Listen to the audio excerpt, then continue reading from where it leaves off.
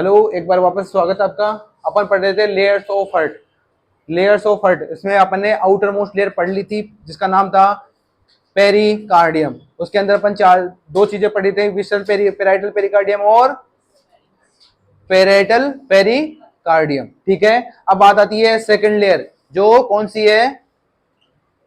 Myocardium. ठीक है, myocardium clear है? मायो मतलब मसल्स, तो ये मस्कुलर लेयर होती है। ठीक है, दूसरी चीज ये हार्ट की मिडिल लेयर होती है। नेक्स्ट चीज, अगर मिडिल लेयर होती है तो साइज में भी मोटी होती है। थिकेस्ट लेयर होती है। अरे थिकेस्ट लेयर होती है कि नहीं होती है? तो इसकी थिकनेस कितनी होती है? अरे जब राइट एट्रियम की बात करें तो उसकी 2 से 3 mm होती है। जब बात लेफ्ट एट्रियम की करें तब भी इसकी साइज 2 से 3 mm होती है। जब बात राइट वेंट्रिकल की करें तो इसकी थिकनेस होती है 3 से 5 mm। ठीक है, नेक्स्ट बात आती है लेफ्ट वेंट्रिकल की, तो इसकी थिकनेस होती है 12 से 15 mm। समझ गए बात को? अरे समझे कि नहीं समझे? समझ गए? तो ये थिकनेस हो गई। ठीक है, तो थिकेस्ट लेयर होती है मायोकार्डियम की, वो कौन से चेंबर में सबसे ज्यादा देखने को मिलती है? लेफ्ट वेंट्रिकल में। तो इसमें थिकेस्ट लेयर है कौन सी? मायोकार्डियम की। किसमें? लेफ्ट वेंट्रिकल में। क्यों? क्योंकि यहां पे प्रेशर ज्यादा जनरेट करना पड़ता है, जिसकी वजह से पूरा सिस्टमिक सर्कुलेशन में बना सके। ठीक है, क्लियर है बात?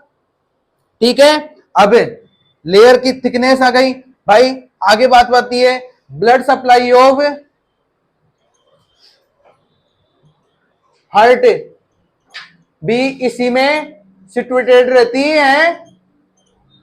Also present conduction system.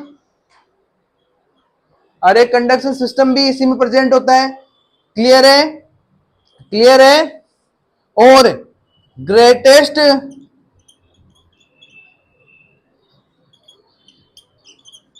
Work load present, सबसे ज्यादा वर्कलोड मायोकार्डियम में प्रेजेंट होता है। क्लियर है? क्लियर है बात?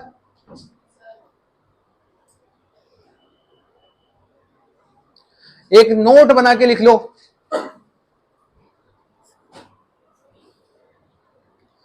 हार्ट थिकनेस इसको मिटा दू। Heart thickness more at apex level than the base level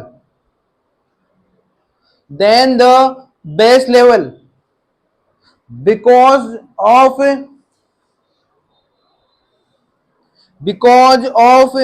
apex level of heart has more functions. Apex level को ज्यादा फंक्शन करना पड़ता है, इसकी वजह से यहां पे सबसे ज्यादा थिकनेस होती है। क्लियर है बात? क्लियर है?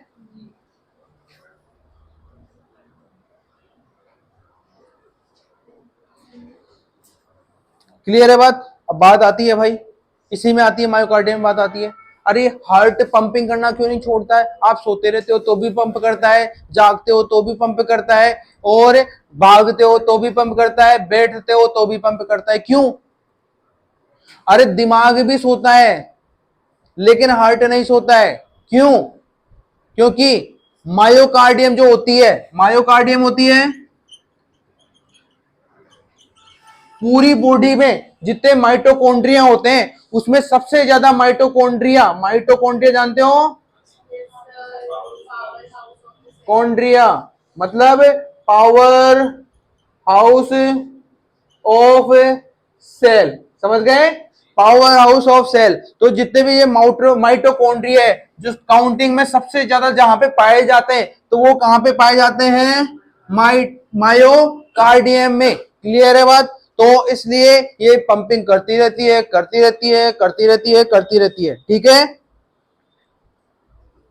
इसलिए इसीलिए कभी भी मायोकार्डियम कभी भी फटीग फील नहीं करती है। कभी थकान होती है क्या हार्ट को, नहीं होती है। इसी वजह से नहीं होती है क्योंकि मायोकार्डियम में हाईएस्ट नंबर ऑफ माइटोकॉन्ड्रियाज होते हैं, जिसकी वजह से heart no feel fatigue. Clear है बात, क्लियर है, ठीक है।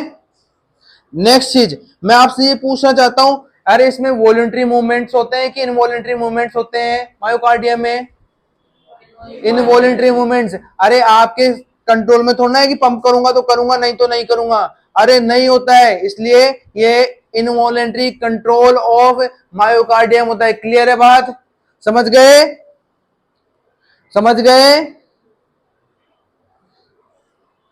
ठीक है। एक मेन चीज मायोकार्डियम ही है जो हार्ट को कॉन्ट्रैक्ट करती है और रिलैक्स करती है, जिससे आप ये पढ़ते हो हार्ट डीपोलराइज हो रहा है या फिर हार्ट रीपोलराइज होता है, जिसका किस कौन रेस्पॉन्सिबल है, ओनली ऑन मायोकार्डियम। क्लियर है बात,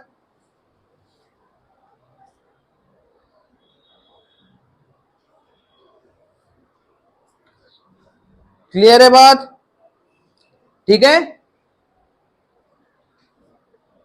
नेक्स्ट नेक्स्ट है एंडोकार्डियम।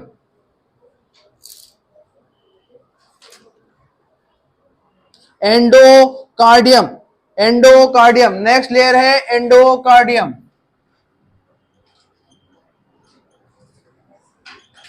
इसको लिखो inner most layer of heart, inner most layer of heart. दूसरा काम क्या करती है ये, अरे ये पूरे चेंबर्स को शेप प्रोवाइड करवाती है, ठीक है, shape, it makes shape of hearts chamber. Clear है बात, क्लियर है, क्लियर है। तो एंडोकार्डियम, मायोकार्डियम और pericardium complete, layers of heart complete है। अब अपन नेक्स्ट क्लास में पढ़ेंगे ब्लड वेसल्स ऑफ बॉडी, पूरी की पूरी ब्लड वेसल्स पढ़ेंगे, जिसके अंदर अपन पढ़ेंगे आर्टरीज और वेन्स। क्लियर है बात, चलो थैंक यू।